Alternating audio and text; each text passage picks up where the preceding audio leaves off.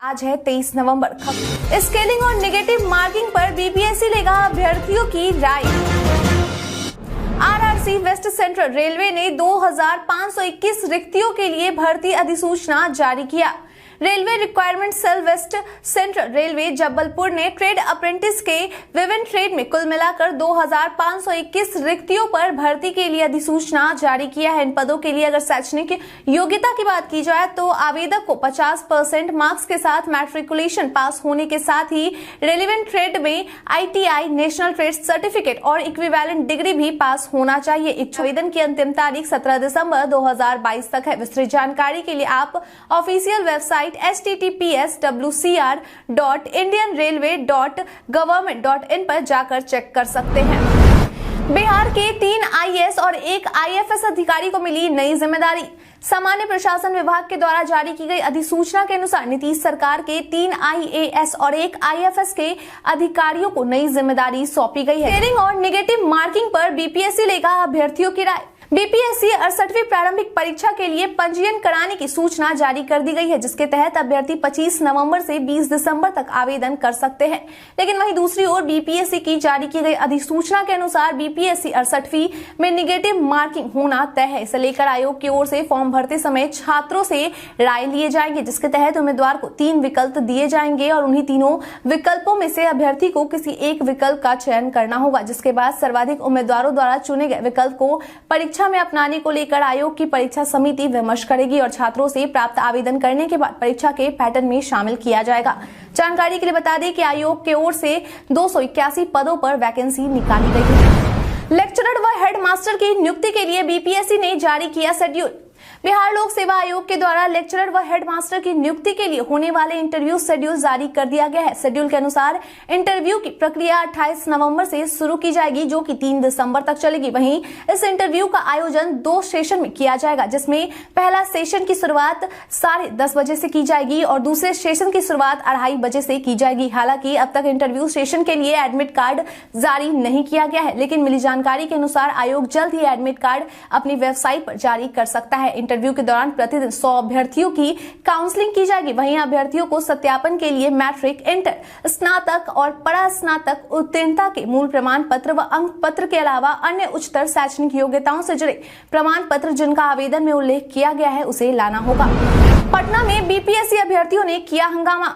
बिहार में बीपीएससी 67वीं का रिजल्ट जारी किया गया है, जिसके बाद इस परीक्षा के रिजल्ट में हुए धांधली को लेकर अभ्यर्थी बीते दिन बीपीएससी कार्यालय पहुंचकर संशोधित रिजल्ट जारी करने को लेकर प्रदर्शन कर रहे हैं और साथ ही बीपीएससी परीक्षा की सीबीआई जांच कराने की भी मांग कर रहे हैं। अभ्यर्थियों का कहना है कि बीपीएससी 67वीं परीक्षा में मैनुअल तरीके से धांधली की गई है और इसके पीछे परीक्षा नियंत्रक अमरेंद्र कुमार का हाथ है, क्योंकि पेपर लिखने के समय भी वह आयोग में थे। इसके साथ ही इस परीक्षा में 6 से 7 सवाल ऐसे थे जो गलत थे, इसलिए उनकी मांग है कि जो गलत सवाल थे उसे हटाकर कट ऑफ मार्क्स जारी करके एक्स्ट्रा रिजल्ट जारी किया जाए। उनकी मांग है कि संशोधित रिजल्ट जारी की जाए और रिजल्ट में गड़बड़ी और पेपर लीक मामले में सीबीआई जांच की जाए। बिहार पंचायत उपचुनाव में 2682 पदों के लिए 1 फरवरी को होगा मतदान। सीबीएसई शुरू करेगा 5 नए कोर्स। नए सत्र 2023 से 24 से सीबीएसई 5 नए कोर्स की शुरुआत करने जा रहा है, जो कि 6ठी से लेकर 8वीं तक के स्टूडेंट्स के लिए होंगे, जिनमें स्किल कोर्स जैसे travel and tourism, marketing, media, beauty and wellness, design thinking and innovation course शामिल होंगे, जिन्हें स्टूडेंट्स अन्य सब्जेक्ट के साथ पढ़ सकते हैं। इन सभी विषयों को शुरू करने के लिए सीबीएसई के द्वारा सभी स्कूलों को आदेश दे दिया गया है। जानकारी के लिए बता दें कि इन विषयों पर प्रैक्टिकल भाग 35 अंक के और थ्योरी भाग 15 अंक के निर्धारित किए गए हैं। वहीं वैसे स्कूल जो 10वीं और 12वीं में अतिरिक्त विषय चलाना चाहते हैं वे 30 नवंबर से 31 नवंबर तक ऑनलाइन आवेदन कर सकते हैं। बताते चले कि इससे पहले 6ठी से 8वीं के स्टूडेंट्स को फिजिकल एक्टिविटी ट्रेनिंग और आर्टिफिशियल इंटेलिजेंस की पढ़ाई कराई जा रही थी।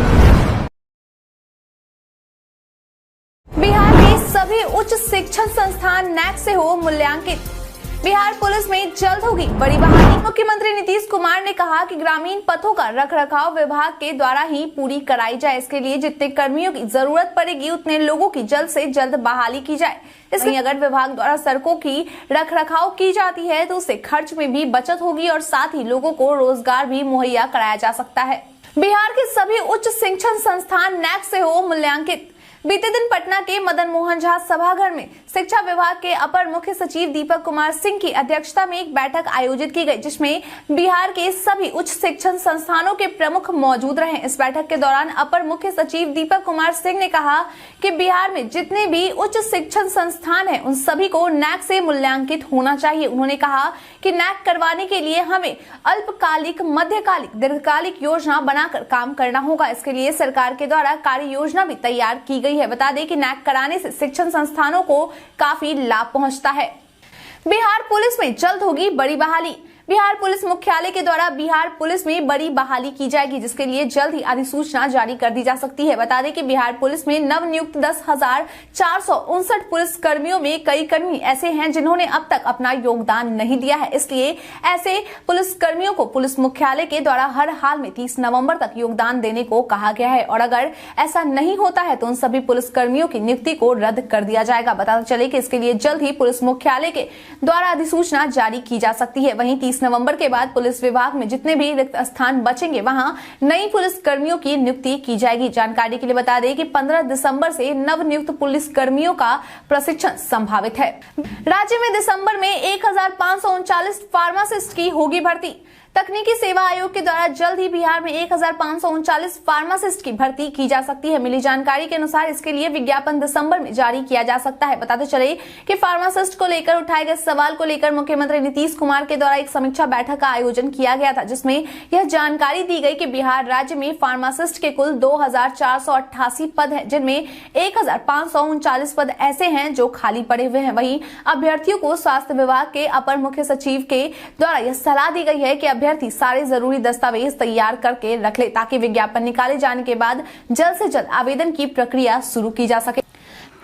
रोजगार पर आरजेडी का बीजेपी पर पलटवार। बिहार में रोजगार के मुद्दे को लेकर एक बार फिर राजद प्रवक्ता चित्तरंजन गगन ने भाजपा पर हमला बोला है। उन्होंने कहा कि शिक्षक बहाली को लेकर बीजेपी प्रदेश अध्यक्ष संजय जायसवाल के बयान को बेशर्मी की पराकाष्ठा बताते हुए कहा है कि भाजपा के द्वारा चलाई जा रही गलत नीतियों की वजह से ही आज देश में बेरोजगारी का हाल हो गया है। राज्य में लगभग 15 वर्षों तक वित्तीय विभाग भाजपा के हाथ रहा, लेकिन आज भी बेरोजगारी चरम सीमा पर है और वर्षों से राज्य में शिक्षक बहाली की प्रक्रिया नहीं हो रही है। और आज जब महागठबंधन सरकार की ओर से नौकरी दी जा रही है, तो भाजपा के प्रदेश अध्यक्ष और सुशील मोदी जैसे नेता घड़ियाली आंसू बहाकर वाहवाही लूटना चाह रहे हैं।